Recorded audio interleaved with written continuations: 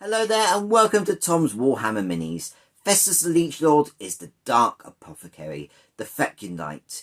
He was once a proud physician of the highest caliber that became one of Nurgle's greatest mortal servants. During the end times, he became known as Festus Empowered, the Gardener of Nurgle, as well as becoming a Demon Prince. Now very soon, Games Workshop will release a brand new plastic kit for Festus, and it is absolutely awesome. With so much potential in terms of colour schemes, it could potentially very easily be next year's AOS Model of the Year. In this guide, I'll showcase his classic fine cast resin model, which does hold up really well. My focus, of course, is absolutely painting up this model, but at the same time, showcasing his classic colour scheme, which you could easily apply to the new model, using, of course, the power of contrast paints. So, without further ado, grab your paints, grab your brushes. We're starting with Festus the Leech Lord. This is the old resin one that they've just disbanded, because obviously we've got the brand new awesome one coming soon. So I just want to talk a couple of things. Obviously it's cleaned up completely because it's the old fine cast resin. What I've done is fully assembled. The base is already applied, and I've done that just because there's certain hard areas to get to. I don't want to spoil the model when it's fully painted, and just by being neat and getting it in now, it just makes sense. The texture paint I've used is Sterling Mud, and nice and simply, it's so dark, if I do accidentally splotch paint on, which I probably won't, it's not going to be a huge difference, especially when I add things like Nurgle's Rot, as well as grass tufts at the end. So, that's just a little note. The other note is that the model is fully primed in White Scar. I want that nice, bright, vivid finish that you've seen on all my models. So, with that done, let's get painting. Okie dokie, our first part of Festus is going to be his skin tone. Now, it's got that very sickly green, and we do need an underlayer to work towards. We can't just paint green straight on, otherwise our eyes just won't register it as a flesh tone. So, nice and simply, I've taken Reikland Fleshshade in its purest form and just base coated it straight onto the skin. Points to note, obviously I've done all the skin. I haven't done the tentacles, they've got a slightly different colour. And I'm not worrying about the bodies in the cart. We'll go with a different colour there, because they're going to be much more in a sort of abattoir sense being dumped in that rucksack. So, as you can see, this is the skin tone we're looking for. Just paint it straight all on, let it dry fully, and then we're going to give it a dry brush. And the dry brush I'm using here is White Scar. I've taken a small size dry brush, and I'm just literally hitting every surface, A, to catch the edges, but also to buff the raised areas, bringing it more back to White Scar. Essentially, what this will do when we put the green in the next step over that skin tone, it just glazes over in the nicest way possible, where that automatic edge highlight comes into play. So it'll be darker on the green in the Reikland Fleshshade areas, brighter on the areas where we've hit the White Scar. Makes it nice and subtle, because there's not really a skin tone for green in terms of edge highlighting, so we want to create it as natural as possible when it comes to contrast painting. So, get that done, let it dry, and we'll move on to the next step. Next up, we're going to tint that skin into a green tone. It's going to be very subtle, but it's going to look absolutely diseased and rotten. And obviously I'm going to add in the yellow as well for the pus spots, but let's talk the skin tone colour. We're going to take Gutrippa Flesh. Now, on its own, this is great for orc flesh, in the sense it's a pure base coat that's not thinned down, but we want to glaze, we want to keep that Reikland Fleshshade consistency as a flesh tone, so we just need to thin it down ever so slightly. So we're going to take 1 part of Gutrippa Flesh in a ratio and mix it with 2 parts of Lamy Medium. It's going to thin it down very heavily, and it's just going to be a very subtle wash straight over that Reikland Fleshshade, tinting it to the green that you're seeing here. It's absolutely beautiful for Nurgle skin tones where it's still sort of human, but sort of being the operative word here. So do that, let it dry, and then for all of our pus spots, even though it's not quite the box art for this version of Festus, we want it to stand out really boldly, and Nazdrake Yellow is absolutely perfect for pus spots. So take your time, pick them all out, let it dry, and we'll move on to the next step. Next up, we're going to do the 2 tentacles. So we've got 2 big ones on both the left and the right side, one holding the staff, the other wrapped around his leg. Now, it might look complicated in the sense of this blend, but we're actually going to take for the advantage. While most of us have a strong opinion on the fine cast resin models, and they are justified in a lot of ways, there's actually a real strong advantage to the way this is designed, especially with all this real strong recessing. So it means when it comes to contrast painting, we can take full advantage of creating such an easy blend in just the most simplest way imaginable. There's no contrast paints here, this is all going to be shade paints, and I'm going to talk through the colours to begin with. So we're going to take Nurgle Fleshshade, we're going to take Poxwalker, Corellia Greenshade, and Druchii Violet, and we're doing it in this order. So, starting with Nurgle Fleshshade, paint a small amount here. Immediately wash your brush. This is all still wet. Take Poxwalker, paint it over just that sort of edge where the Nurgle Fleshshade ends, blending it out to have natural Poxwalker. Wash your brush while it's still wet. Take Corellia Greenshade, exactly the same as before. Paint it on the end around here where you want to create that transition. Blend two colours together. Paint Corellia Greenshade round about up to here. Wash your brush while it's still wet. Take Druchii Violet and blend that Corellia Greenshade until you have natural Druchii Violet all the way to the tip. Do this on both tentacles, and it's just really simple, quick and easy to do, and it looks absolutely fabulous. So get that done, let it dry. Once it's dry, we've taken Nazdrag Yellow again. This is just for the pus spots on here. Being such a strong colour, we don't need to relayer, just simply paint it straight over the colour we've done. And then lastly, taking Poxwalker, thin this down in a 1 to 2 mix. So 1 part Poxwalker, 2 parts of Lamia Medium, and simply using this as a wash, just paint it all over Festus's skin, just to sort of tint it out a little bit further, just to create this real sickly Nurgle vibe. Don't worry about avoiding the pus spots. Obviously the big sections I have, but little ones just paint straight over it. Being such a thin glaze, it's not going to make a difference. So get that done, and this is at the stage we're at. Next up, we're going to be working on getting an under there for the red apron that he's wearing. We're going to be focusing on the rope that goes around, and while I have painted these two vials in that same brown, they will be done as a glass vial later on, so don't worry if you do catch paint in them. And then we've got the burgundy colour at the back cloth here of his rather gruesome satchel. So let's start with the orange, because that's going to be the under there colour for our red. We're going to take Gryph-hound Orange, and I thin this down in a 1-to-1 mix with Lamia Medium. Essentially, it's going to create the highlight edge colour, so that when we paint up the next part, we'll paint up to the edges, not including the edges, meaning it's completely done and in place for us.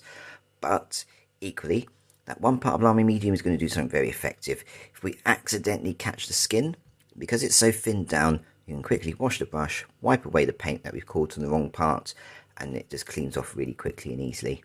So, get that done. Goes round the back, as you can see here. Nice and simple. For the rope colour, nice and simple, it's snakebite leather. And the bit I wasn't sure to do, obviously you've got the rope, you've got the little corks on each of these vials, and I've also caught them too. So get that bit done. And then nice and simple, for all this colour at the back, just pure Sigval burgundy.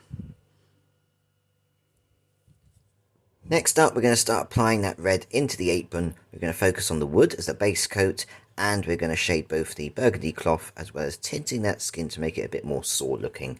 So we're going to start with the wood. Nice and simple, the colour is wildwood. Now I do find this quite a transparent paint, in the sense, obviously contrast paints are in most senses, but this one's quite thin, and I find often it's this colour that chips the most. So I'm going to shade it in the next step, but I just want to show you it as a base coat first. Nice and simple, straight over the wood. Lots of little ropes and ribbons just to be aware of, we want to avoid those. So I'll give you a little 360 there just to show you what we're looking for. Obviously avoid the mushrooms too at the bottom. And then nice and simply, you've got all this wood of the palette here. Once again, there are things to avoid. You've got lots of intestines. Don't worry about the metal. If we catch that, not an issue, because we're going to paint that in metallics. But you've got all these intestines that are sort of hanging and dripping down all the way there. Obviously, it's Nurgle. It's exactly what we expect. So, get that done. While it's drying, we're going to take Bile Red in its purest form. And nice and simply, we're going to paint it into the main sort of surface areas of the apron, up to the edges, not including the edges. That Gryph-hound Orange that we've applied becomes the automatic edge highlight. It's not going to look quite right yet. It needs a shade. We'll do that in the next step too.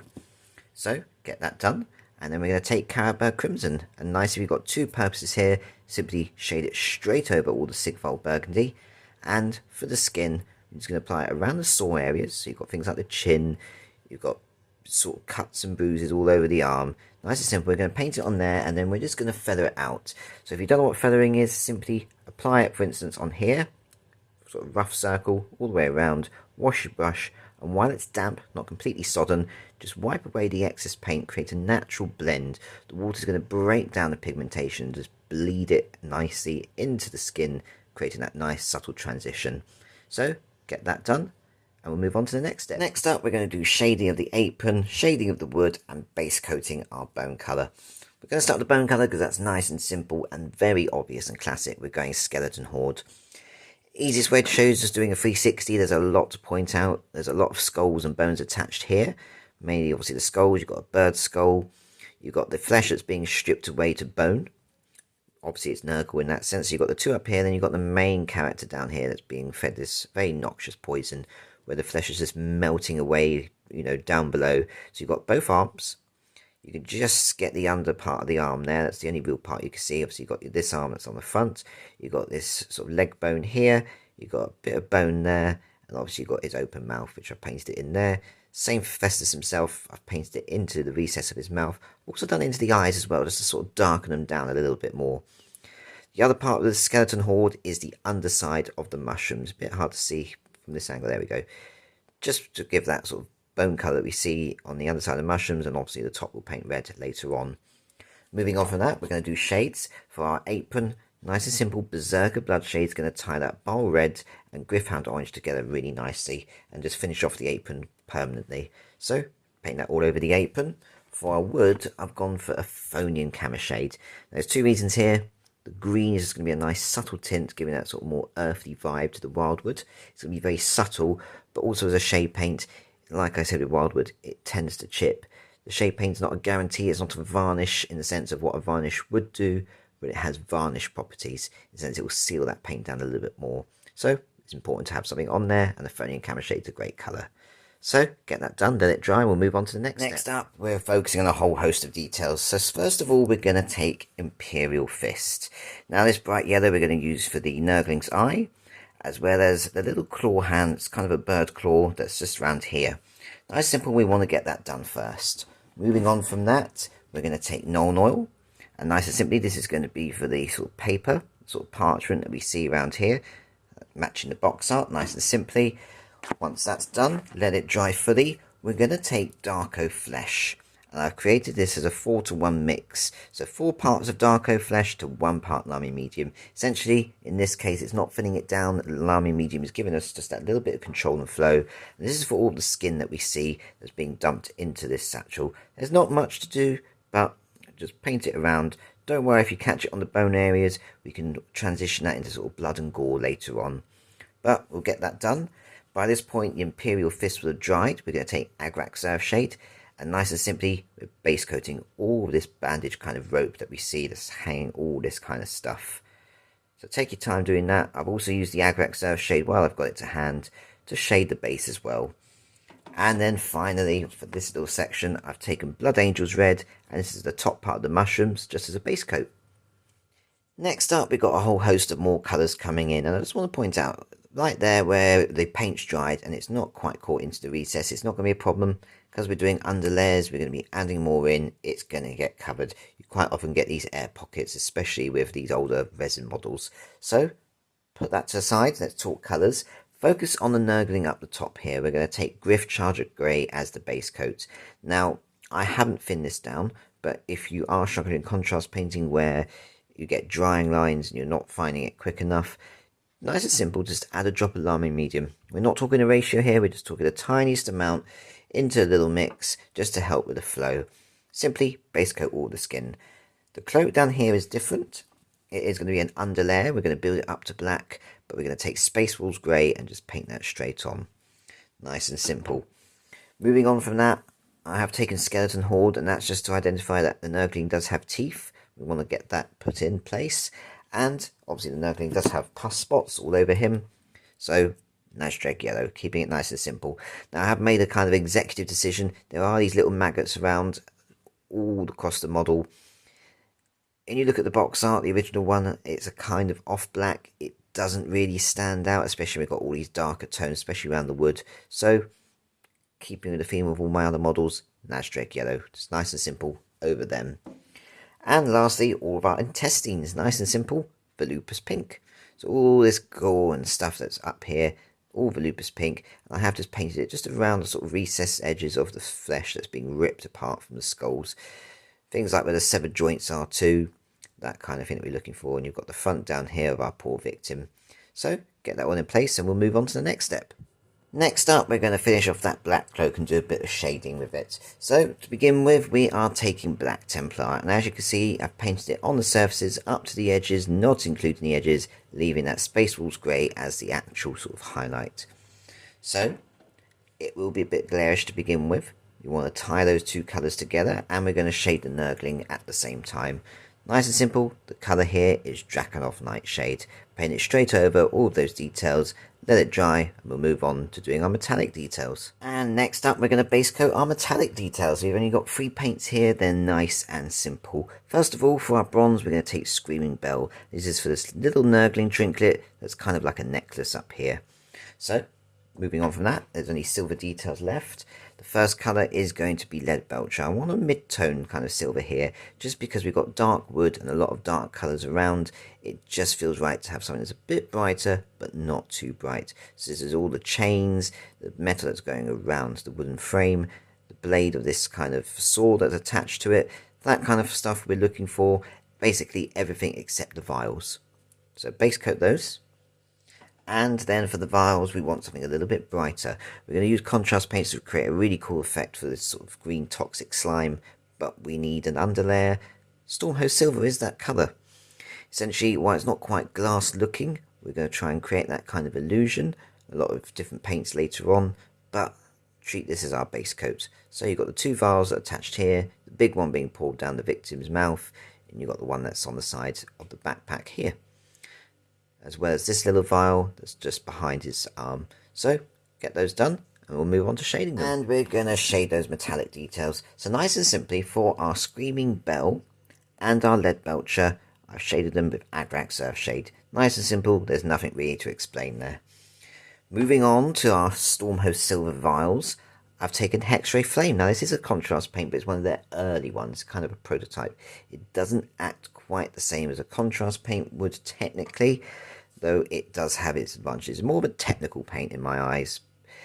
Simply, we don't want to overload the brush, just apply a small amount and move it around all the Stormhost Silver, just to tint the vial, and as you can see, it gives it this kind of green toxic glow effect.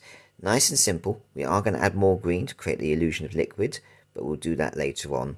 Essentially at this stage, our model is battle ready. It looks fabulous, and there's many parts of it already that are well beyond that stage. But we're not leaving it there. We're going to apply a few little highlights. There's not much to do in the grand scheme of things now, but we're just going to take it so it's all completely the next level and looking awesome. And we're going to begin our highlights. Now, if you've copied everything I've done so far, there's not really that much to do. And a lot of it can be achieved with a bit of cheeky dry brushing. So we're going to start with that. Nice and simple. First of all, we're going to take Screaming Skull, and I've dry brushed obviously the base. I'm hitting areas like the pus spots and the most raised areas of the flesh of Festus himself. So things like the eyelids, that kind of stuff, his sort of knuckles, the face of the hand. I've done it over the course of the wood, obviously the skulls. I've hit the edges of the mushrooms, as I say, like the pus spots. I've hit the Nurgling, catching the raised areas of that. So it's nice and simple. That's the kind of effect we're looking for. In a sense, if you catch the skin as well, it's not an issue. The more different colours are, the better it works, in a sense, because we're going to be doing lots of different things with it. Next up is Pallid Witch Flesh, a bit more refined. This dry brushes over all the Agrax Earthshade. I haven't worried about hitting the white sort of thing of, or the parchment paper, should I say, because when I painted the Nurgle, I just painted up to the edge, not quite over the edge. The white sky, as you can see, is still there.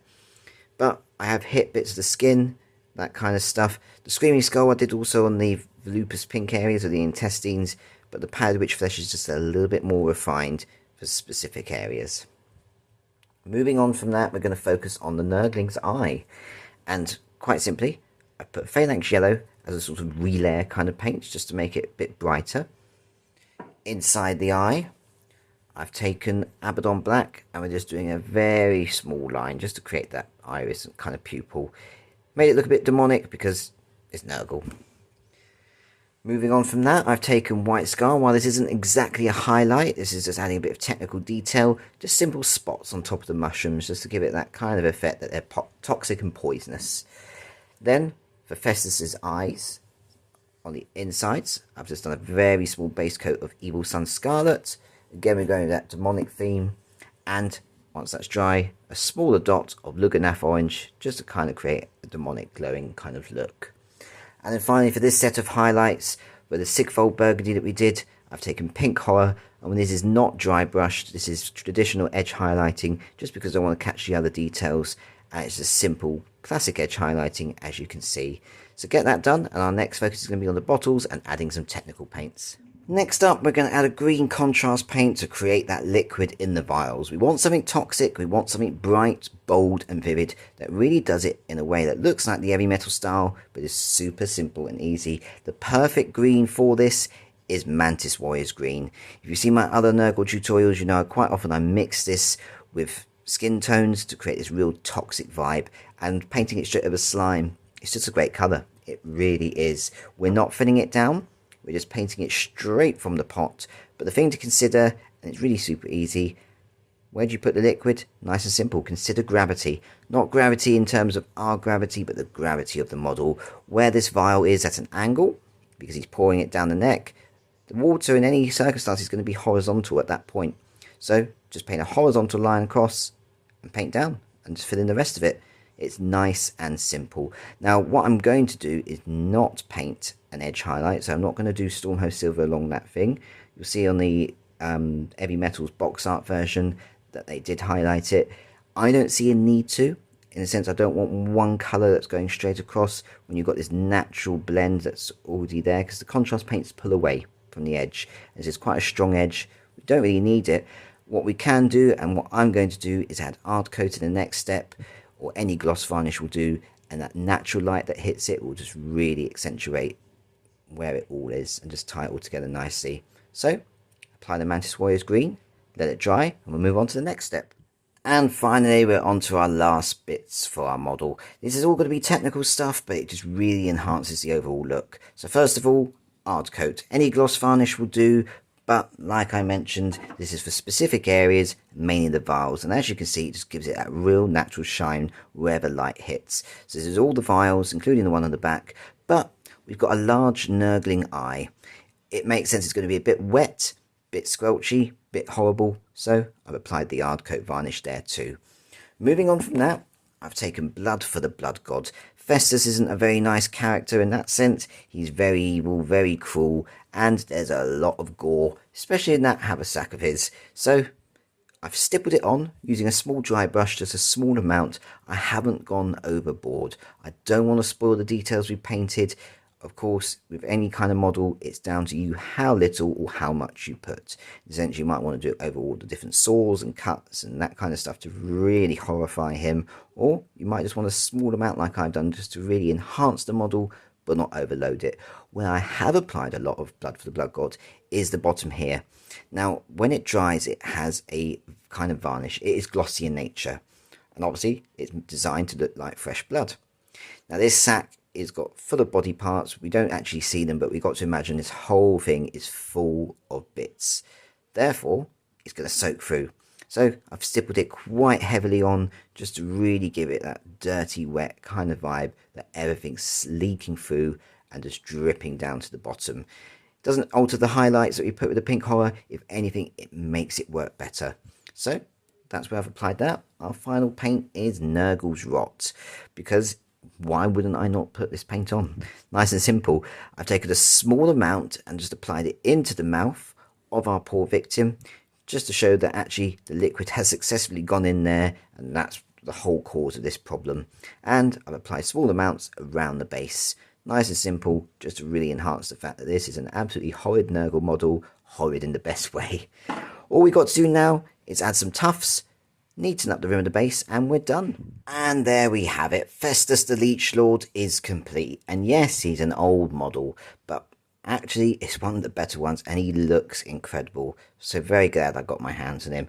And if you're like me and you're already looking forward to the new glow-up version that's coming on that giant slug, but this just makes me want it even more. It is incredible, and there's a lot that you could take from this one and apply it to the new one. So if you like this video and it's helped inspired you, maybe with your Festus, maybe with a new Festus, then please show that hobby love and give the video a like. Share so others can find my channel and get that support in painting their models too, as well as finding all the various tutorials that already exist on here. And if you haven't already, then please do subscribe. It is support that helps this channel grow.